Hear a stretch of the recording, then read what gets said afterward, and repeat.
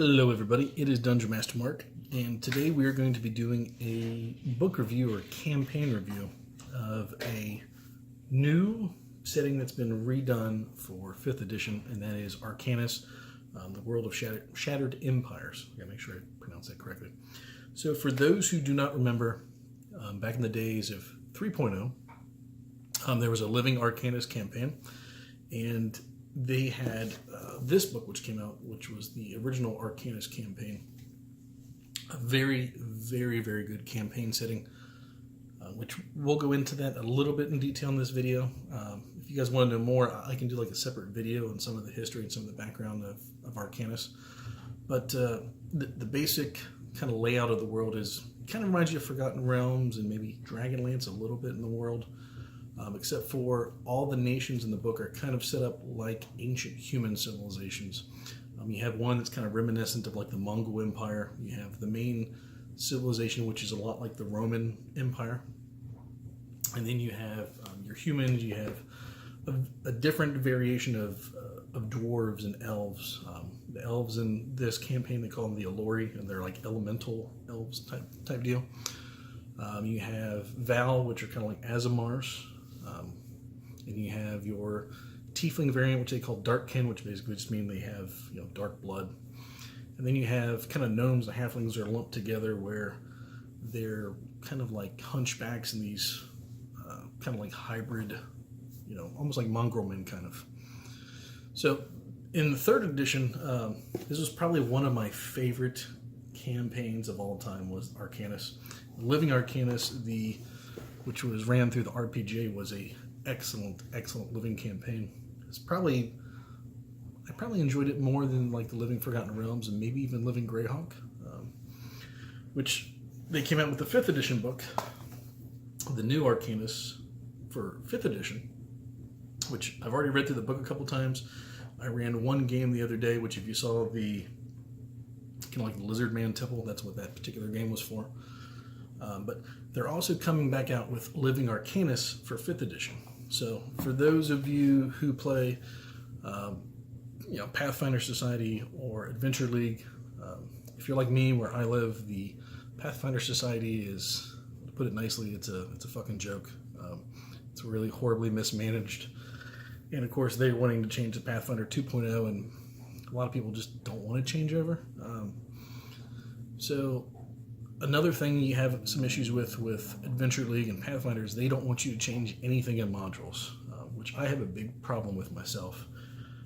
If I'm running a game and the party is just either having a really, really horrible time, they just can't make it through the quest, or they're just blowing through and it's way too easy, not changing anything is kind of stupid. You're not doing your party or the players any favor, because they're not having a good time. You as the GM probably aren't having a good time unless you're one of those horrible GMs that just likes, demolishing the party and being, an asshole, which that's not really my favorite style of GMing, and I doubt it is yours either.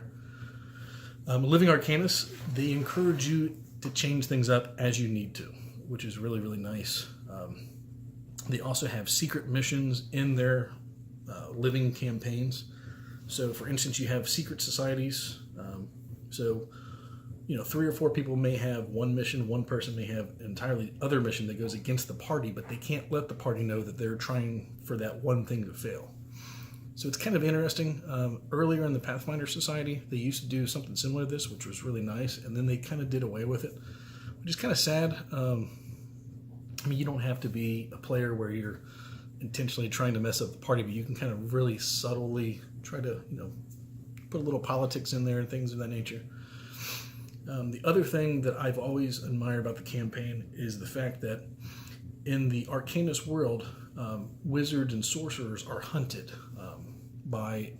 there's basically this one really, really powerful nation that's ran by a sorcerer from kind of like another planet, another dimension. And this country is called, I believe it's pronounced Yemen-Nagor, but they have what's called harvesters. And these harvesters basically travel the countryside, and if they see you cast spells, if you get noticed, they will try to abduct spellcasters, take them back to this nation, and they will either try to convert them to work for this sorcerer king, if you will, or they will basically kind of like vampires try to bleed the magic out of people's blood. So it's kind of interesting. Spellcasters, instead of just being able to openly cast spells, I mean some cases they can, but it gives spellcasters, I don't want to say something to be cautious of, but it kind of is what it is. And it's very, very interesting because you have secret magical societies where they try to protect magicians and sorcerers, and then you have ones where they try to abduct them. So if you do come across other magic users, it might be one of those things where you're shocked that someone else is casting spells out in the open, and all these other really weird, subtle things that happen in the background. But that's a little bit, the history of the campaign. Like I said, they do have a living campaign for this. There's also already, from what I've seen, probably about 20 or so scenarios and modules, and there's already a few campaign books that are open and available for download from Paradigm. For those of you who've never met Henry Lopez, one of the main producers from Paradigm, great author, great guy. He's very approachable if you ever see him at Gen Con or any of the conventions. I've actually had the pleasure of running in a game with him before in 3.5 in some of the Living Arcanis games. Great GM. And what we're going to do here in a second is I'm going to get some close-ups of the actual book. The quality of the book, as you can probably tell, it's a rather thick book. But we're going to take a look at some of the artwork on the inside. Production-wise, the original book is pretty much all black and white on the inside. And you can kind of see the difference in thickness-wise. The new one is a little thicker. And let's just compare it to the 5th edition book. A little bit wider as well. And it does go off 5th edition rules. There are some new classes. There is a psionics class, there is psionics in Arcanis. You don't have to use them if you want to, but they do add a lot of flavor. And the one other interesting thing about the Arcanis campaign is you have what's called Ssethregoran, which are basically a intelligent lizard folk. There's a bunch of different types of Ssethregoran, but the only ones that are playable characters are what's called a black talon clutch. There's a nation of lizard folk and serpent folk, nagas, and all these kind of things that are evil. And this one particular clutch kind of went away from that, and they joined the rest of the society to become goodish aligned, more like a neutral. But so you can be a lizard folk. I believe in 3rd edition there was some hobgoblin characters as well, which I don't think they've done that yet for 5th edition, but that might be something that's comes available. And right now Paradigm is actually running a Kickstarter for a resource book just for the Ssethregoran characters, like the lizard type folk and those type of characters. So I will try to find the link to that Kickstarter and put it in the link below if this is something you're interested in. But now let's go ahead and I'm going to pause this video and we're going to go to overhead view to look at some of the original artwork, some of the new artwork, and I want to show you some of the quality of the actual book itself. Very, very high quality, great art, and very, very hard. Even for a hardback, as you can see, it's actually the glued and it has the stitching as well. So unlike some of the problems with the 5th edition books where they're falling apart, I have a feeling this book is going to last a long time. This one was pretty high quality as well. As you can probably tell, I bought this in, I think it's 2001, about the same year my son was born. So 18 years ago, and it's still in good shape after lots of heavy use. I ran 3 campaigns through Arcanis, and I played the Living Society for a few years. So very, very high quality books. So without further ado, let's go ahead and pause this, and we're going to go to an overhead view looking at the book itself. All right, folks. So here we have the Living Arcanis 5th edition book, the overhead view here. Let me go ahead and move some of my 3D train out of the way here. So the first thing I want to take a look at here is just some of where it shows how the chapters are broken down. One of my complaints with a lot of gaming materials is sometimes the chapters are not laid out in a very organized way. Since some of the races and classes are a little bit different in Arcanis, they did a nice job of laying out the races, kind of the differences between those first, the difference in some of the classics, even the Scion, backgrounds, equipment, customization, some of the special magic, psionics, and then they go into a lot of the history, and then of course kind of a basic bestiary for Arcanis itself. So there we have a nice piece of artwork. Now I'm just going to skip ahead a little bit to show you guys some of the artwork.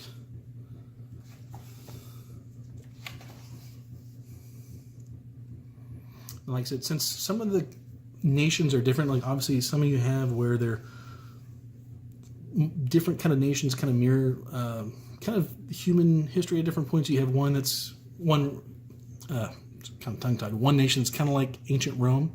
You have one that's more like medieval Europe, where they have knights in armor and things of that nature.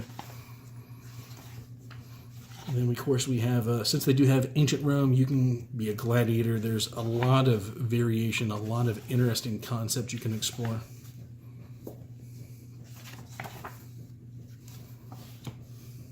And since you have those huge differences in nations, that you have a lot of differences in armor and weapons and things of that nature also, of course.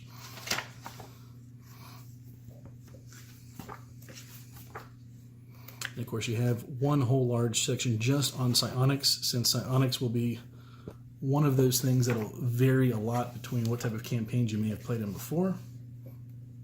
And of course, you have some of the lizard folk. And you have a huge section over the different histories and some of the things that shaped the world in the past.